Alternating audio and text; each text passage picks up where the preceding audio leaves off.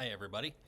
The last time that I had read to you chapter 3, we were at a point where Pierre was having some bad nightmares because he went home and he talked to his family about his new decision to help them out with that whole I'm going to take over for my dad thing after he had guilt about I couldn't remember if he split the thumb's gone, whatever the whole thing is. I'm sure it's going to make hitchhiking a whole lot easier or harder. I don't know how that works, but anyway, he can't do that anymore. So we're going to move on to chapter 4. It's called Departure. Right there, Departure. On Wednesday, Pierre stopped by the school to say goodbye. It was recess, and he was the center of attention. Now remember, he walked by his school to go to the Northwest Trading Company before and met all those characters. So they're probably wondering, hey, what's going on with you, dude? Whose brigade are you in? When do you leave? How many miles will you paddle? You know, all those questions that he's going to get. As Pierre answered the questions, his eyes searched the schoolyard for Celeste Juilliard. When Pierre finally saw her standing at the rear entrance with her friends, recess was nearly over. As he stepped away from the boys, Celeste waved. By the time Pierre crossed the schoolyard and reached her side, Sister Marguerite was ringing the bell. Celeste's two friends giggled a moment and then left them alone. I hear you're headed north, she said. Pierre wanted to say something clever, something she would remember during the long summer while he was gone, but all he could muster was a, yep. Isn't that an awfully long paddle? It's a 2,000-mile trip, Pierre replied. He wanted to say more, but the yard was nearly empty, and she was turning to leave. Pierre, the thinker, Pierre, the bookworm, was mumbling away his last chance. You know how Sister is about tardiness, Celeste said, as she started up the steps. This was his last chance. Pierre reached out to touch her hand, and when she turned, he decided to risk it. If he had the courage to sign up for a 2,000-mile canoe trip, he should have the nerve to kiss a pretty girl. His aim wasn't perfect, but he managed to graze her lips. Then, to her surprise, she gave him a quick kiss in return. Celeste's eyes were bright and her cheeks were flushed as she ran up the steps, calling out one last, "Goodbye!" For a moment, Pierre stood alone in the empty yard, almost wishing he could step back into the comfortable world of reading and recitation. Be good, Mother said as she leaned forward and gave her son a quick peck on the cheek. Pierre nodded, took one last look at his little sister who was nestled in Camille's arms, half asleep.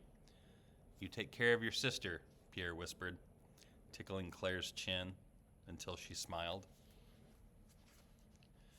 Then Pierre turned to shake his father's hand one last time. Without thinking, Father clapped Pierre on the back with his injured hand and cursed at the sudden pain. I hope he didn't leave any blood on his back. That'd be horrible. Anyway, Pierre looked concerned, but Father laughed and waved his bandage towards Mom. Don't worry, your mom will look out for me. You watch your backside and keep your powder dry. I don't know what that means. Up and down the shore of the St. Lawrence, families gathered as the 5 Montreal canoes were checked one last time. Pierre was sorry La Petite wasn't one of his 12 canoe mates. But his father's old friend Charbonneau was the steersman, and a grinning white-haired man they called Lalonde manned the bow. Pierre recognized one of his fellow middlemen, a young man named Emile Duval, who had left school only last year. Pierre was glad to see the scarred man Bellegarde walk towards another canoe. The voyageurs paraded in their finest breech-clouts, shirts, and sashes. They all wore new moccasins and elegantly plumed red caps. 36-foot-long canoes were moored in the shallows, already loaded with a winter's worth of trade goods. The gunwales of the birch bark craft were painted with bright stripes, and the Northwest Company logo decorated each bow. Flags hung from the stern poles, and vermilion-tipped paddles stood propped in each craft. McKay, dressed in buckskin like an ordinary crewman, nodded to Charbonneau, and the boarding began. As Beloit stepped past McKay, he pointed to Pierre and said, "If that puppy's coming with us, I hope you check to see that he's housebroken." What's he going to do in the canoe? A few men chuckled as Beloit cackled and slapped his thigh. Pierre's ears burned. He had hoped his father hadn't heard that. He waded into the icy water up to his knee and stepped carefully into the canoe. that he would be paddling for the next 6 weeks. He knew from his father how fragile these Montreal canoes were. Though they carried 2.5 tons of freight, their birch bark skin demanded care in boarding and required the men to sit still as they paddled. Too much shifting of weight would strain the laced root and pine-gummed construction. Once the trade goods were delivered to the fort in Grand Portage, the company sometimes purchased new canoes to carry their valuable cargoes of fur home at summer's end. The other night, Father explained, rough handling means days lost in repairs, and lost days is lost dollars to the Northwest Trading Company. Pierre took his place among the 10 middlemen in his canoe. Someone on the bank fired a pistol, I think for a good reason, and the crowd cheered. As the men around him shouted farewells, Pierre waved his cap towards his family and called, "Goodbye!" His stomach sank at how final that word felt that morning. Charbonneau pushed the stern of Pierre's canoe clear of the shallows. "To the north," he called, and the bowman Lalande let out a whistle from his post and waved his paddle overhead. Without another word, the men suddenly dipped their paddles in unison. Struggling to catch up, Pierre grabbed his blade and pulled hard. There was a whirl of color as 5 dozen paddles turned the river to froth. As the canoes started up the river, Pierre's dog, Pepper, and a few other dogs ran along the shore, barking. These first few miles proved to be the fastest canoe, or proved to see who had the fastest canoe. And as long as they were within sight of shore, the men would pull all that they were worth. Charbonneau's canoe held its position in the middle of the brigade until they were about a quarter mile out. Then the 4th canoe crept past. Pierre tried to keep up with the windmilling blades around him. He prayed that they could hold off that last canoe until they rounded the southern tip of Lachine and passed from the crowd's view. Pierre knew his father was watching from shore. Each spring, Father studied the first brigades to depart. He always scorned that last canoe out as a sad excuse for canoemen. Le Petit was chanting an old French song from the stern of the trailing craft. "Row, brothers, row," he sang. "The river runs fast, the daylight fades fast." Sorry, I'm not singing this. I'm just not. Maybe you can have another teacher sing it for you. Pierre knew that good singers were prized as voyageurs. A lively little middleman named Michael Leroc helped the bowman Lalande lead the same chant in Pierre's canoe. "Put your backs into it," Charbonneau commanded. "Give it all you got, fellas," Lalande sang out in a voice rich and loud like Pierre's father's. Pierre paddled as hard as he could. He knew that they would blame him as the youngest member of the crew if they fell behind. Studying Emile, who was sitting right in front of him, Pierre leaned forward with each stroke and jerked back hard, trying to match the pace. They kept up until Charbonneau turned his canoe to pass the southernmost point of Lachine. There, Le Petit cut between them and the shore. As he glided past, he called, "Paddle, Grandpa, paddle," and laughed. "You'll not get home before the frost if you drag your blade that slow." The men in both canoes joined in on the fun. "Grandpa?" Charbonneau echoed. "That's a good one." Sorry, weird laugh. Pierre's face, flushed from exertion, reddened even more. He swallowed his anger and pulled fierce and deep on the paddle. An hour later, the canoes were settled back down to a moderate pace, but Pierre's arms were aching. His back was sore, his hair plastered to his temples with sweat. How could he ever paddle 1,000 miles and back? His dad warned him, too, that poor weather could extend the 6-week trip by more days. Oh, there goes my light. It just happens in this room that way. My light goes out if there's nobody in here. So, to break the monotony, he counted his strokes. 1, 2, 3. He silently marked each pull. At first, it took his mind off the pain, but by the time he got to 500, he knew, "I think I made a mistake." Pierre glanced over his shoulder, amazed at how slowly they were going. They didn't run very far in that 5 minutes. To cheer the men on, Lalande and Michael Leroc started up another song, but Pierre didn't listen to the song. He was counting instead. When he got to the 1,000th stroke, he refused to look back. By the time he reached 2,000, he realized it was just taking as much effort to count as it was to paddle. But he kept at it just the same. Just to prove that he could, He would count this day through to the end. Pierre thought back to school, recalling how he could balance a quill pen in the back of one finger and feel no weight. Well, right now, he would trade places with anybody who was in his classroom.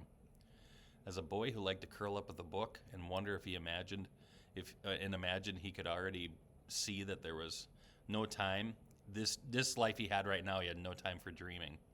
Lift, pull, over and over again. 25, 26, 20, who knows? His paddle felt like an iron. As Pierre labored, he recalled a poem that his sister made him memorize last month, telling of a hero called Aeneas who was cursed by the gods. Then the poem began like this. Arms, and the man I sing, who forced by fate and haughty Juno's unrelenting hate, expelled and exiled, left the Trojan shore, long labors both by sea and land he bore. When Pierre thought about the many years Aeneas wandered after the Trojan War, he was ashamed to be exhausted after only a single morning of paddling. Demi, charge! The steersman yelled. Pierre looked up, and they were at the base of short rapids and had to paddle double time against the current. I said, Demi, charge! Charbonneau shouted. Try saying that 5 times fast. Tipping Pierre's cap off with his long setting pole. The men laughed as Pierre ducked to grab his cap. Though the current was swift, it was no match for their paddles. The moss-capped rocks blurred beneath the bark hull as Charbonneau chanted in military cadence, pull, pull, pull. Out of the corner of his eye, Pierre saw the muscles stand out on Charbonneau's forearms as he planted his setting pole and pushed hard. Near the top of the short cascade, Lalande shouted, hard now! And he pulled double time with his paddle. The bow rose, and then he fell as the canoe cut through a white funnel. The bow rose and fell as the canoe cut through the white funnel at the head of the rapids and glided into a little still pool. Well done, gentlemen, said Lalande. The middlemen all cheered and waved their paddles. Pierre knew if a canoe could be paddled up the rapids or pulled up with tracking ropes, the crew had reason to celebrate. For there was no harder job in portaging their 90-pound bales around the places in the river that were too dangerous to paddle. Father told him that smart voyageurs would gladly paddle 5 miles out of their way to avoid even a half mile of carrying everything, called a portage. At the head of the pool stood the little stone church of St. Anne, the patron saint of voyageurs. Father often spoke of this place where all the Northwest traders and explorers paused to ask for a blessing of their journeys. Suddenly, the cheering crewmen went silent, still gasping for breath, probably from hard paddling. Pierre looked up, and he saw the men in the lead canoe take their caps off all at once. A lone canoe approached, the landing below the church, carrying a wooden coffin. Emile asked Charbonneau, is that Bourgeon? Charbonneau nodded. One more cross for the Calumet. Pierre had heard of the famous crosses that marked the graves of voyageurs who died en route. His name was Amble Bourgeon, something like that. Anyway, we'll call him that. Charbonneau explained. He drowned in the upper Ottawa just before the freeze-up. His crewmen just dug his body out of its winter grave. Though the day was warm, Pierre shivered at the thought of a body lying frozen beneath the snow. He imagined foxes and wolves pawing at the piled stones of the cairn and mice seeking shelter in potentially the corpse's pockets of his shirt. After the canoe and coffin passed, the men stopped by the church of St. Anne to make an offering. Pierre's arms ached as he stepped ashore. One by one, they deposited their coins in the box in front of the chapel and stepped inside to cross themselves and whisper a prayer. Even Mr. McKay dropped some money into the box. Later, the men lit clay pipes and sat quietly at the river's edge. A few walked off to be alone. This place marked the official beginning of their journey, yet no one looked north. Pierre stared at the dark green hills that lay upriver, wondering what they held. When he finally turned his eyes and towards home, his throat went tight. Father should be here, not me, he thought. He closed his eyes and saw the flash of an axe blade and blood. Ooh, he's looking back in time, I think. He closed his eyes and saw the flash of the axe blade and the blood. He saw the doctor reach for the black thread and bright needle. 100 times over, this scene played in his mind, and it was always the same. He felt shame in his laziness and shame in knowing that he wasn't brave enough to wish that the stroke had fallen on his own hand instead of his dad's. Are you ready to go? It was Emile Duval, his old schoolmate. Pierre nodded and stood up. Though Emile was 2 years older than Pierre, they had been in the same grade. Emile was a tough farm boy. He was smart, though, and he often got behind by missing school during planting and harvest seasons. Emile was known for curly black hair and had a nervous habit of brushing his hair away from his eyes. As they walked to the waiting canoes, Emile grinned. Paddling sure beats reciting those Latin poems of sisters, doesn't it? Pierre smiled weakly, thinking just the opposite, actually. Unless the paddling got a whole lot easier, he'd way prefer studying Latin any day.